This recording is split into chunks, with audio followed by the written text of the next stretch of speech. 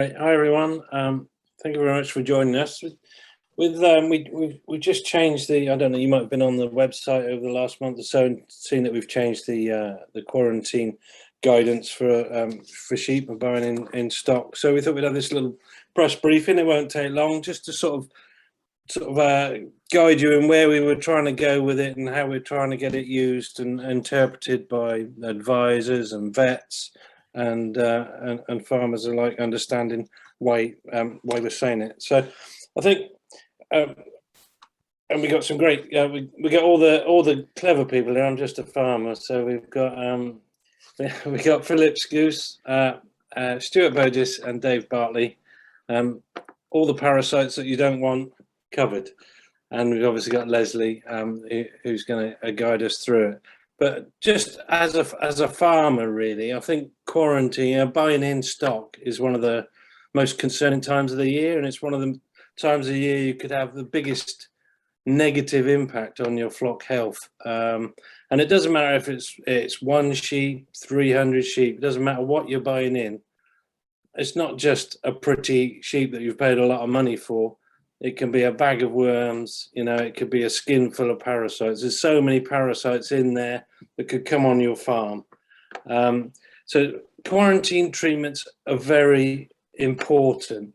And we've had quarantine guidance for some time. We had our gold, silver, and bronze, and they were very sort of prescriptive in a way, and it was gold standard was 2 treatment, the 4 and the 5, and an injection of 3 ml.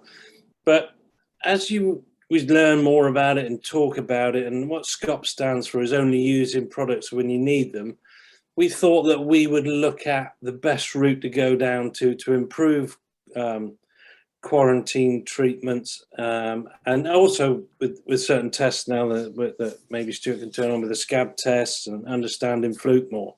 So we just thought that we need to fine tune it, but as we did this, we more questions arose. So it actually becomes, the more you ask, the more you realise how complicated it is, and the more questions come up.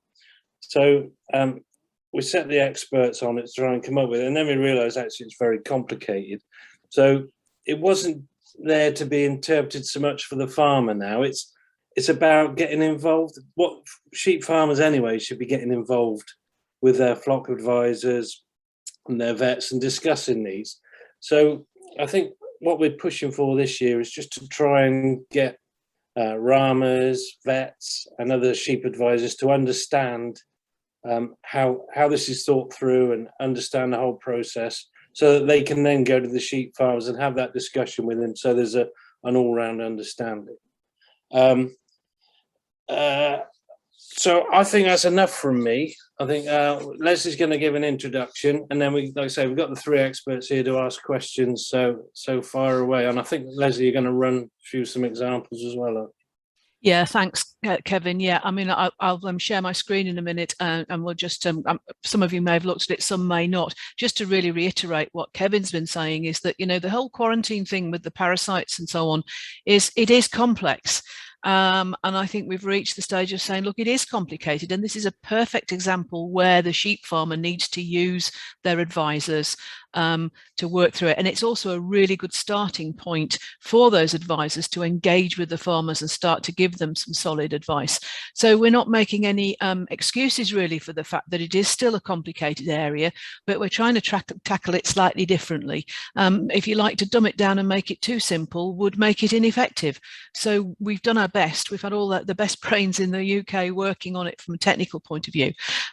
So I'll share my screen with you now. And just run you through for the ones who haven't seen it. I hope somebody give me a thumbs up. You can see that okay, can you? Thank you. Okay.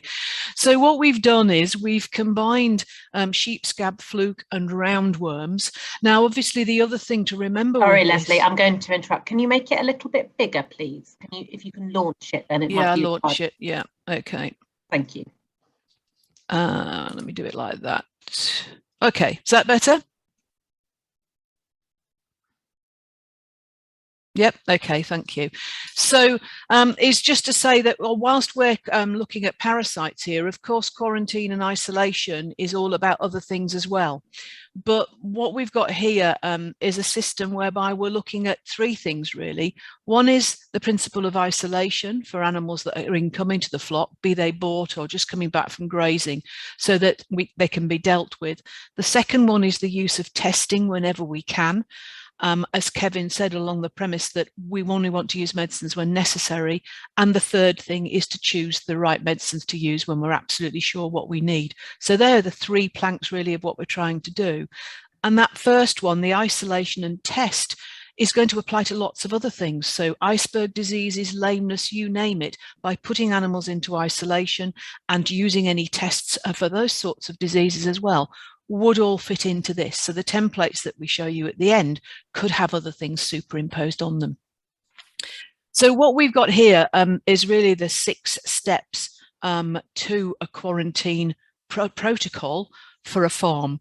And obviously the other guys, I'll bring them in as we go through, but the first one we've got is to assess the risk.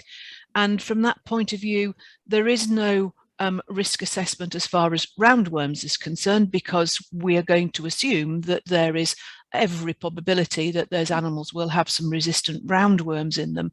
And it's not roundworms per se we're trying to get rid of, it is the resistant ones. Whereas with sheep scab, we've got a risk assessment to do, and with liver fluke, we've got a risk assessment to do. So everything follows through from there. In terms of doing that risk assessment, Stu, Phil, I don't know whether you want to say anything briefly there about those 2 risk assessments. No, you're on mute. That's it. Can you hear me okay? Yeah, sorry guys, I've been having problems with sound today. Yeah, no, absolutely right about the risk assessment. I think from a fluke perspective, which is my sort of pet subject, it's wherever the animals come from and what's the habitat been like that they've been grazing, but also where are they going and what's the history of fluke on that farm that they're going to. Fluke is a bit complicated. I'm not saying it's more complicated than the others, but the products are different and the tests are different and the timings are different. We need to work that in around what the farmers are doing. So that's why we've tried to pull this out in this particular sort of timeline. So I hope it makes sense. I'm sure it will when Leslie explains it. I'll try. I'll come in from a scab perspective as well, Leslie. So yeah, in terms of determining the risk for scab, I mean, it's very similar. It's, you know, what are the risks of where you have brought those animals from, and also what are the risks that they may have encountered during transit as well. So those are the main risks. And then of course you're looking at the on-farm risk factors beyond that as well. So what risks are they coming into neighbouring farms, that common grazing, these sorts of things.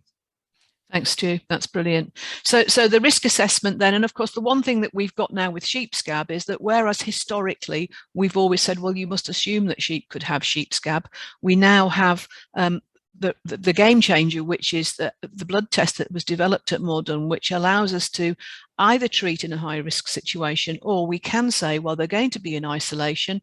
We need to isolate them for 2 weeks before we can be sure, but we can use the blood test then to decide whether or not we need to treat for sheep scab. So this is one of the ways that we can reduce the amount of unnecessary use of particularly things like the endecticides. So we've then got a treatment for roundworms, and I'll come on to that in a minute in terms of the options, and that happens within the first, hopefully on day 0 or day 1, those treatments take place. And also you would maybe be thinking about a fluke treatment if that was necessary, the first one. And in this situation, we are assuming that the liver fluke are resistant to triclobendazole in animals coming in. So that will affect the product choice you'll see on the other sheet when we get to it. And then after treatment, the animals remain isolated, but they then go out onto pasture, which is not, in inverted commas, clean. They need to go out separate from the rest of the flock, but onto grazing that has had the resident flock on it earlier in the season, and that's because we want them to pick up a mixed population of worms. Dave, if I would just bring you in there, have you got a comment on that side of things? It's very important, isn't it? Yes, yeah, absolutely. What you're trying to do is to sort of stabilize that population if we assume and hope that the quarantine treatment is 100% effective. But what you're trying to do is, if it's not, if it's slightly less than that, then you're reducing the amount of time that those resistant worms have a chance of taking hold and having a competitive advantage. So yeah, if all's well, this just allows you to set it again. But if it's a sort of belts and braces just in case, yeah, you have some that are surviving. Thanks, Dave. Yeah, that's great. So then we've got the carrying on with the isolation. Then they stay in isolation until for 3 to 4 weeks. We've got their days 2 to 28 on that paddock, and at the end of that period, or within it, just towards the end of it, we can then think in terms of doing 2 lots of testing. One is test that the worm treatments that were given have actually worked.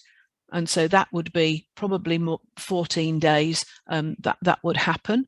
And then also, if we're going to do a sheep scab test as opposed to have treated them as a routine, that would also occur at that point. So it all comes together. We can be doing those things together, and it's just a question of building that up so that a farmer has his or her own plan worked through with somebody who can look at the variables.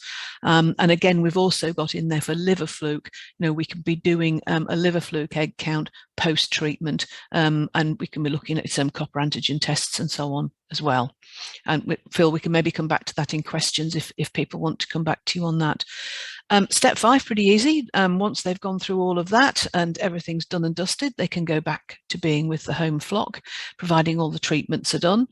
And then just with liver fluke, if a repeat treatment is necessary, for example, one of the treatment that we would be using a lot in quarantine is Closantel, because obviously there isn't the resistance issue there. Then we'd be looking at a repeat Closantel treatment, but that can be done later on, providing you can identify those animals once they've gone off and mixed with the rest. So the second page of this, and it all looks very busy, and this is why, as I say, we've not made any apologies. We've tried to get it all there so people can work their way through. But what you've got there are the treatment options, basically. And we have still stuck with gold, silver and bronze because people can make their choices. And if people are being advised, some advisors in a very high risk situation may say, well, actually, I think you really ought to use the gold one in these circumstances, or I'm happy that you just go with a bronze. That's something to be discussed. But you've got your wormer treatments there in gold, silver and bronze. The reason why gold and silver have 2 wormers is that is real belt and braces. That means if we use 2 different actives, it means we're very highly likely to get all of the worms killed.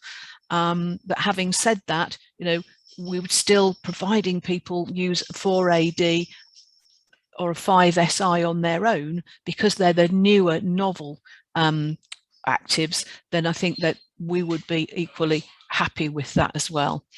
So after that, then a low scab situation, we would be saying, well, after 14 days, test, and then if you need to treat for sheep scab, you've got your sheep scab options there, either a plunge dip in OP, and I think that we've been working really hard to stamp out the practice of using an OP any other way than as a plunge dip. In a high risk scab situation where you're going to treat anyway, then you can add in the sheep scab treatment into the first round, and rather than using the ELISA test. And it's just a question of working through those things. And you can see at the bottom there, we've got the liver fluke treatments as well. And if we use Closantel, we need to do 2 6 weeks apart. And if it's natroxenil, it's 2 7 weeks apart. Or if it's triclobendazole, you go in with something else as well if you found that the test showed that you hadn't had a complete kill on liver fluke. But Phil, I think you need to be, just to bring you in there, we need to be very careful with that, because at this time of year, people treating for liver fluke in the autumn, we won't necessarily be seeing adult fluke eggs anyway, will we? No, we're only starting to see adult fluke eggs now. Actually, it's quite early in the season. So yeah, you can get a negative test on them, maybe assume a bit too much. on the back of that. It's a tricky one because, yeah, negative, even a copper antigen might be negative at this time of year, depending on the weather patterns.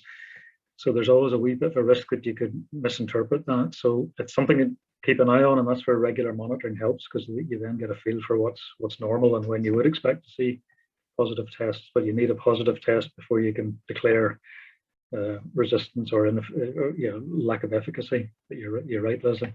Yeah, thanks, Phil. Thanks. Stu, Dave, have you got any more comments on this before I just move on to show a couple of examples? Because I think it starts to make more sense when we actually put it onto the calendar, doesn't it? Yeah, should I just go ahead with that? You happy with that? Okay, so what we've got, and these are actually on the website as well, we've worked on 4 examples. I'll just show you 2 quickly now, where it's basically low, low, high, low, low, high, and high, high in terms of liver fluke and sheep scab. But the idea is that we will put the materials there and have a blank one of these calendars that can be made bespoke for a farmer by their advisor, just working through these. So in this one, we've got a high scab risk but low liver fluke. Ewe lambs, very appropriate for this time of year. This probably could be September, so they could have been coming in at the weekend. 100 ewe lambs. You could just treat for sheep scab on that basis, but in this particular example, we've decided that actually what we do is we keep them in isolation and use the blood test in a fortnight's time. So you can see here, they're going to get their wormer. So they're having a group 4 AD plus a moxidectin drench, so a silver option at that point. Then they're going to be turned out into pasture that's carried the resident flock, but obviously is in isolation. They're in isolation during this period. Then they have their blood test, and they also have a fecal sample taken to check that the wormer was worked effectively. Everything's okay. In this case, the results of the scab test came back negative, so they were then allowed to go out and join the flock, be tupped or run whatever by the end of the month. But in terms of what actually happens for an individual flock, there aren't that many things to be done once you've decided where you're going to go with it and you've actually set it on a calendar basis. So the next one is a high scab risk and high liver fluke. Again, ewe lambs again, they've been brought in from Wales, so there's nobody from Wales who's going to get offended by that, but we know that there's a massive hotspot of sheep scab on the Welsh borders. That's no great secret. And we also know, of course, that Wales, like the west of Scotland, Argyll and so on, is very, very high for liver fluke. So in this case, what they've decided to do is to treat for the roundworms of bronze. So they've had a 4 AD, but they've also had triclobendazole for liver fluke, which means that we have to come back in later on and give them that second liver fluke drench. So things go on longer. They're not in isolation in the green bit, but we still need to know where they are so that they get their second liver fluke. And similarly with the others, they're put out into isolation onto contaminated pasture, sample to make sure the wormers are effective. So in this case they were, but then we have a post-treatment as well for fluke efficacy.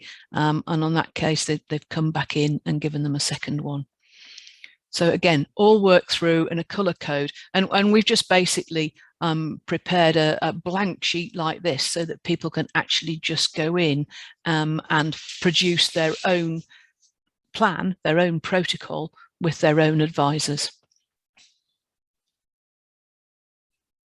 So that's me. I will stop sharing. I can go back to anything if anybody wants me to, but that was a very quick run through what the actual materials look like. As we say, we're not making any excuses for the fact that it still does look quite complicated, but I think once you get it down on one sheet for an individual farmer and work it through, it then becomes something which most of them with a bit of planning and a little bit of forethought can actually do.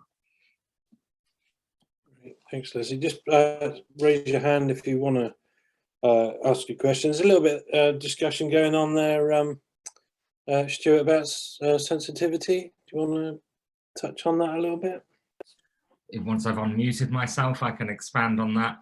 Yeah, so we know the test sensitivity and specificity, and then we've used that to determine how many animals we need to test within a flock in order to be able to have a very good chance of picking up scab should it be there.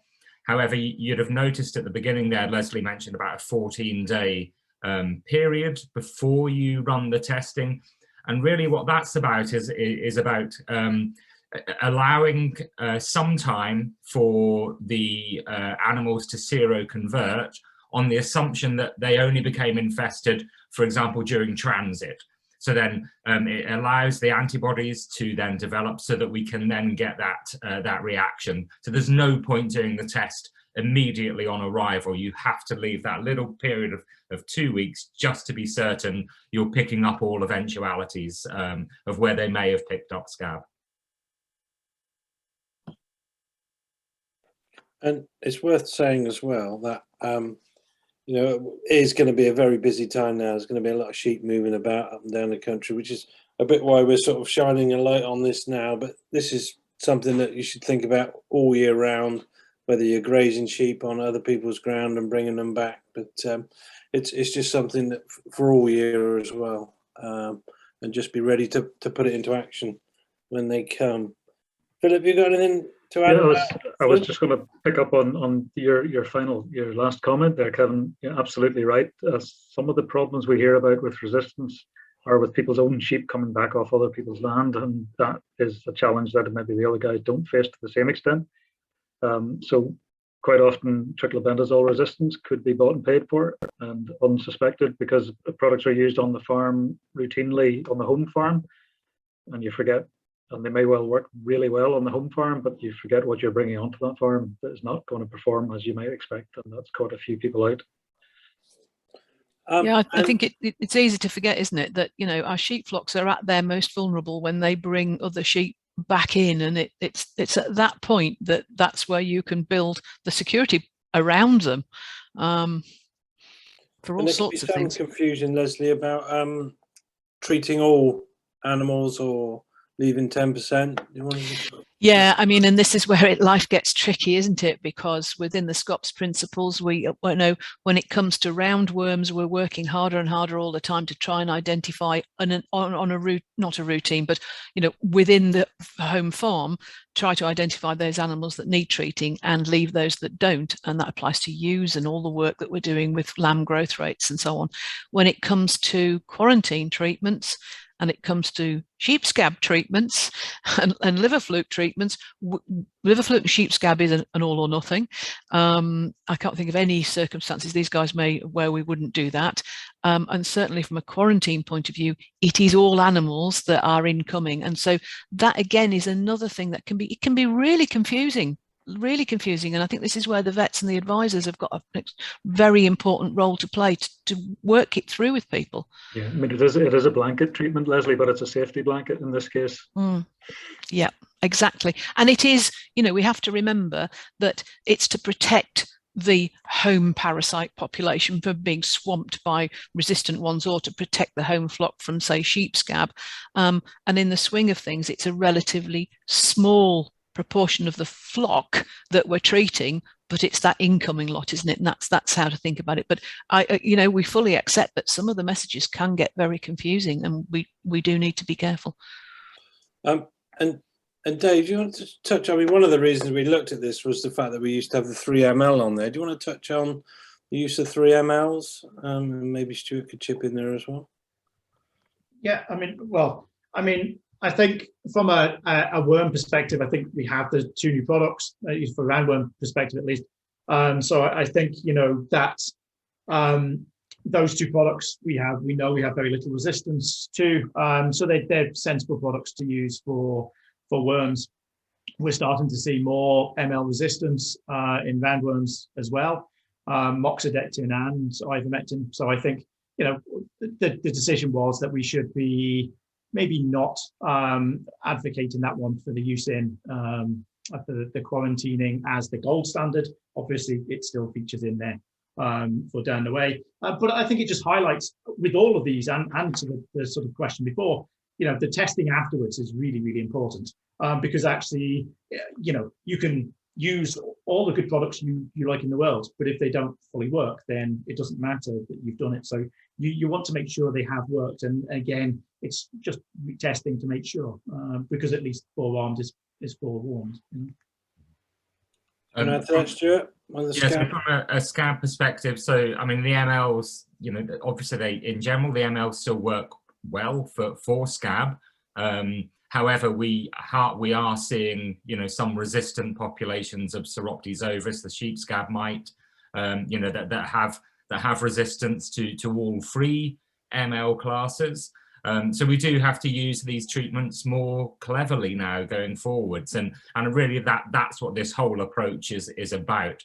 Using that test, for example, to try to direct the use of those drugs in a more targeted fashion so that we can maintain their efficacy for longer in the future, but also to be aware that we do have OP dips, and if they're used correctly with good practice, then they can be very safe, you know, both for the environment and for human health. But they do need to be used, you know, very, very closely following the guidance that I know SCOPS have made available recently as well. So so yeah, not to knee jerk away from any one class, but it's horses for courses. So use the correct treatments at the right time, and in the right situations as well.